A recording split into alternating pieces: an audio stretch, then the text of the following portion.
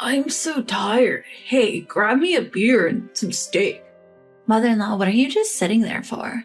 Go get some beer and snacks. You're really useless. It was New Year's Eve, and my house was filled with relatives. My eldest son and his wife had just arrived and wasted no time in bossing me around. Still stunned by their rudeness, my daughter-in-law continued with a sour face. We haven't even gotten a thank you for the Christmas gifts yet. Huh? Sierra's study desk and shoulder bag. They were nice, weren't they? Or didn't you like them?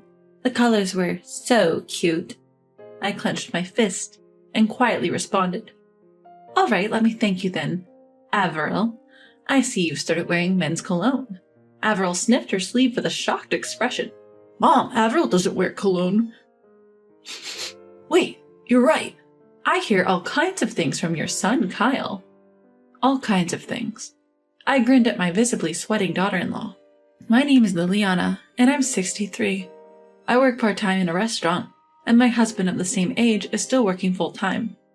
Of my adult children, my eldest son, Benedict, and his family live in a high-rise apartment in town, while my younger son, James, and his family share our home.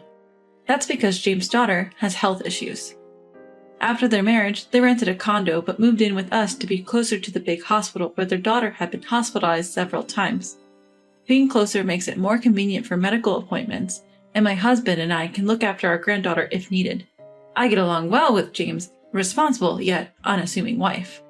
But no matter how much time passes, I can't get along with my non-live-in daughter-in-law, Avril. Are you guys struggling financially? One day I finally asked her. Avril habitually drops by unannounced and helps herself to our fridge. That day she was stuffing an array of high-end hams, fruits, and vegetables into her bag. Don't lump us in with James and his wife. We have college and grad school degrees, you know. So you won't mind leaving some for us? It's just a little food.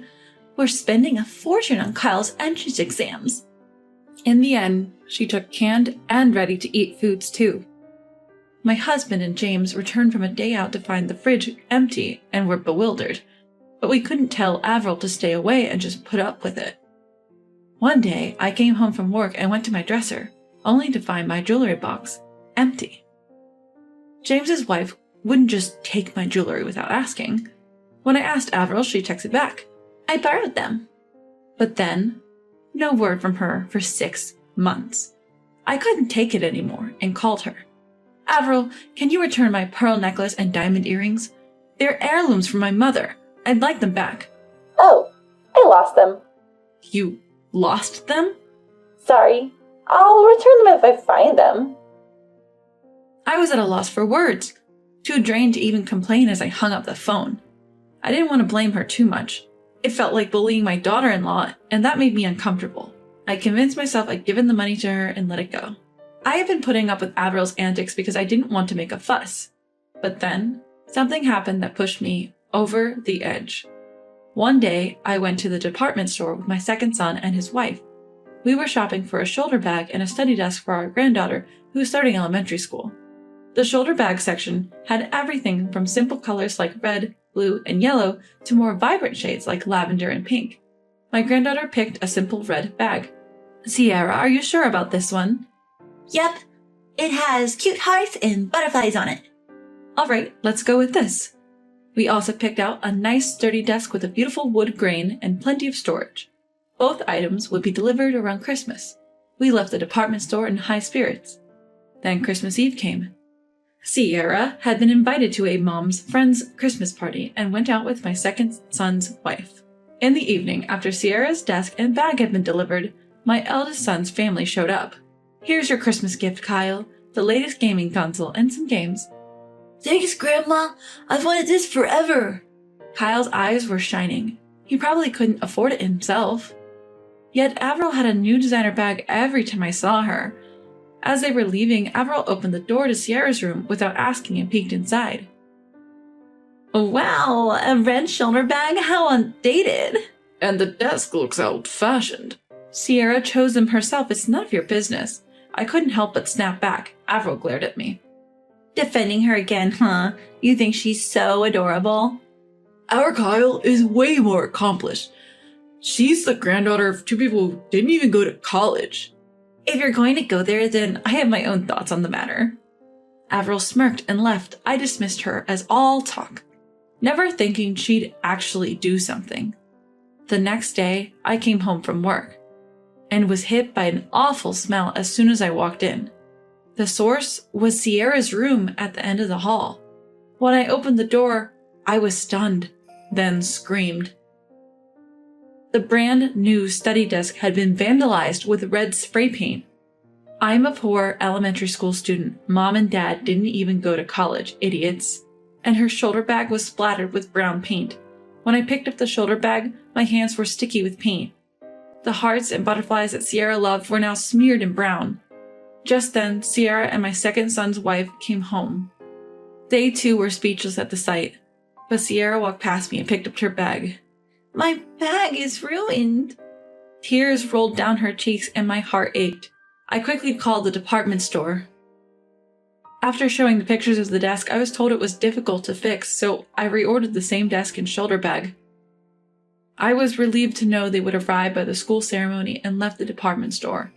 When I got home, my husband and our younger son looked furious. Our granddaughter had cried herself to sleep. I had a hunch and asked my husband about it, and I was right. I reached out to our grandson and he kindly agreed to my request. Days later, I shared the results with my husband and our younger son and his wife. They agreed with my opinion. Now, all that was left was to wait for the holiday season when all the relatives would gather. 2 weeks later. On New Year's Eve, my house was bustling with relatives. Our eldest son's family was running late, but our grandson had arrived earlier to have dinner and play video games with our granddaughter. When the date finally changed, our eldest son and his wife arrived. Barely greeting anyone, they joined the party. They looked displeased when they saw only salad and some roast beef left on the table. What the heck? There's barely anything left, man. I'm tired. Hey, give me beer and a steak. Mother-in-law, why have you been zoning out? Go get us some beer and snacks, either from a supermarket or a grocery store. You're really useless. Although furious, I held my tongue considering the gathering of relatives, and then they complained more. I haven't even heard a thank you for the Christmas gifts. Gifts? The desk and shoulder bag for Sierra?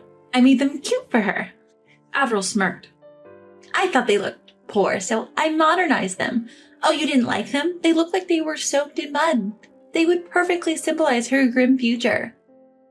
Our niece's parents are dim-witted, so she'll never go to college. Poor, uneducated, and sickly. Her life's already a mess at 6. Hilarious, she's living the dream. You! My younger son was about to lash out, but I held him back with a glance. I understand. Let me thank you properly. With clenched fist, I headed to the kitchen. I returned to the room with steak and a can of beer that I had prepared in case the table emptied. I slammed the raw steak in front of my eldest son and his wife and stabbed it with a knife and fork. Here, steak. Then I popped open a can of beer and poured it over Avril's head. Here's the beer you were waiting for. Mom, have you gone mad? What are you doing? Ah, my eyes! My eldest son rushed for a towel. No one intervened. Everyone was just stunned. After wiping her face and hair with the towel, Avril, her makeup ruined, yelled at me. Mother-in-law, do you find it amusing to torment your daughter-in-law? What are you talking about? But Avril, I've noticed you've started wearing men's cologne. I can smell it from the dress you're wearing. Avril sniffed her sleeves, looking startled. It's the same cologne my father used to wear, I remember it. My eldest son frowned, puzzled. Mom, Avril doesn't wear perfume.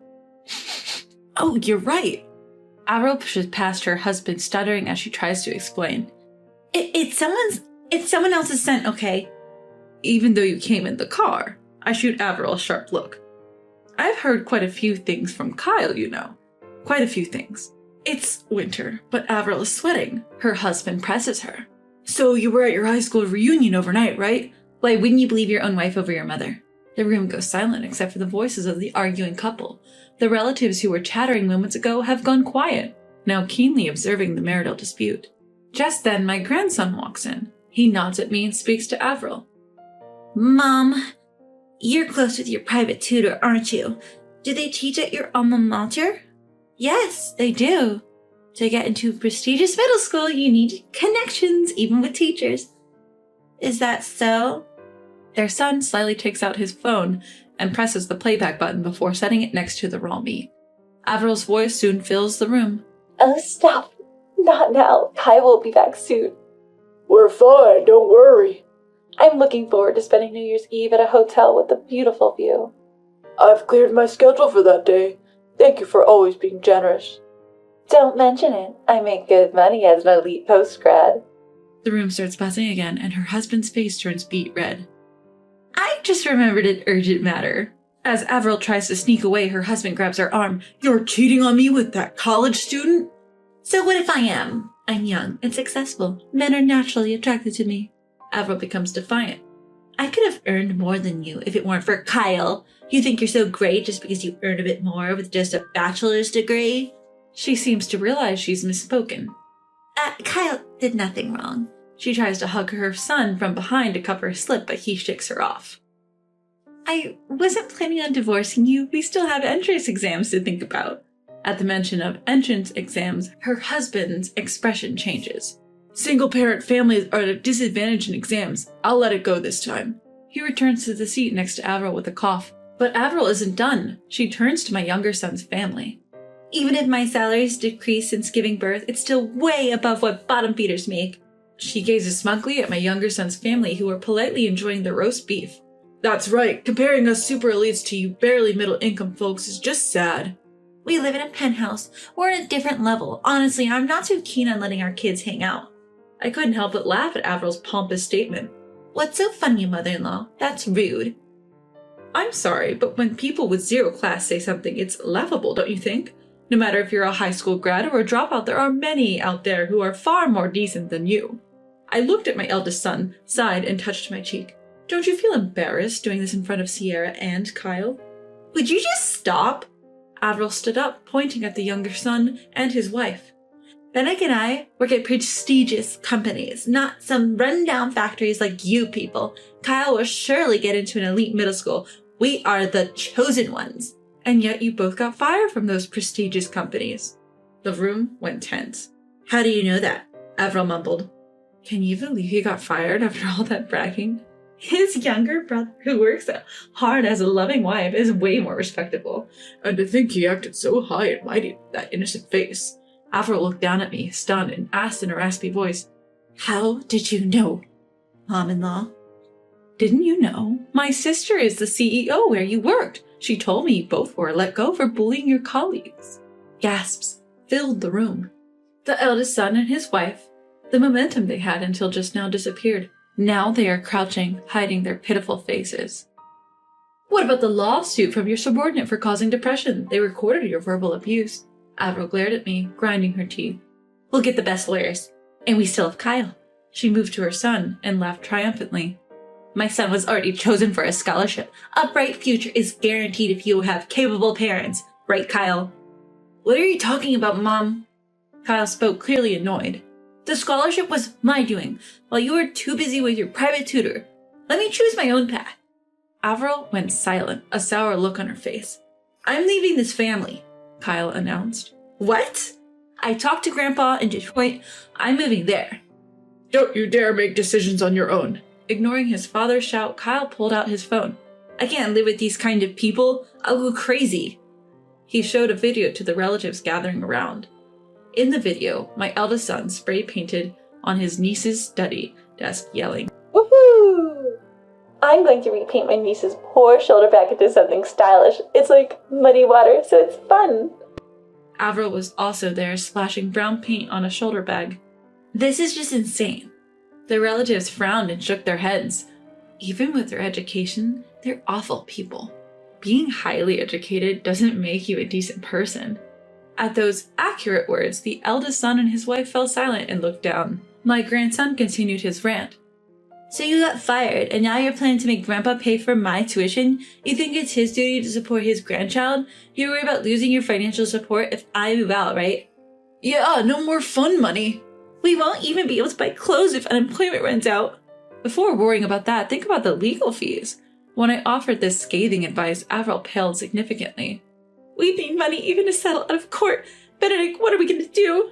The eldest son, who had turned as white as a sheet, clung to me. Mom, lend me some money. We're family, aren't we? You Art Benedict's mother, aren't you? After everything you've done, you've got the nerve to ask. You've got some nerve. Ignoring his parents who were being berated by the relatives, the grandson went back to his video games. Eventually, the party ended and one by one the relatives left. The eldest son and his wife, who had been abandoned by their son, snapped back to reality when only the second son and his family remained. They lashed out at me.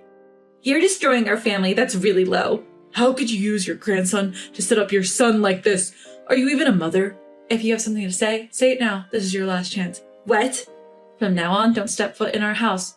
My husband took over from there. We want to cut ties too, but since we can't disown you, we've made a notarized document. You're cut out of the inheritance. This seemed to finally shock them.